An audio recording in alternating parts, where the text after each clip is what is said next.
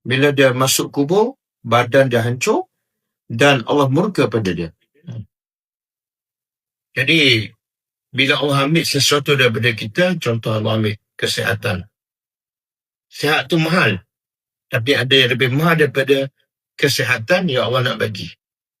Apa dia? Allah redha. Kan? Kaya tu bagus. Tapi kalau Allah ambil kekayaan, Allah nak bagi yang lebih mahal daripada kaya apa dia? Redha. Jadi kadang-kadang ramai orang dia tak perasan yang dia menjadi bahagia tu bukan sebab badan sihat.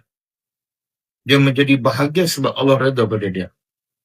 Lepas tu macam contoh yang Ustazah sebut tadi, Nabi Ayub Allah bagi dia sakit 18 tahun. Tapi dia bahagia. Sebab apa dia bahagia? Sebab dia redha dengan apa yang Allah uji dia. Tapi macam Fir'aun, sihat, sentiasa sihat. Tak pernah sakit. Tapi Allah tak redha, dia tak bahagia. Dan akhirnya Allah hancurkan dia, Allah lemaskannya dalam laut. Maka sebab itulah Nabi sambung lagi hadis tu. Faman sakhita, siapa yang marah.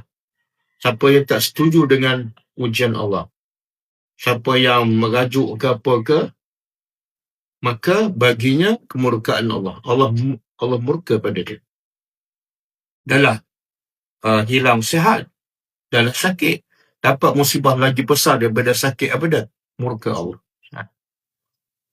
Jadi sebenarnya kita kena faham, kena yakin, bila Allah ambil sesuatu pada kita, Allah nak bagi lebih mahal. Sebab itulah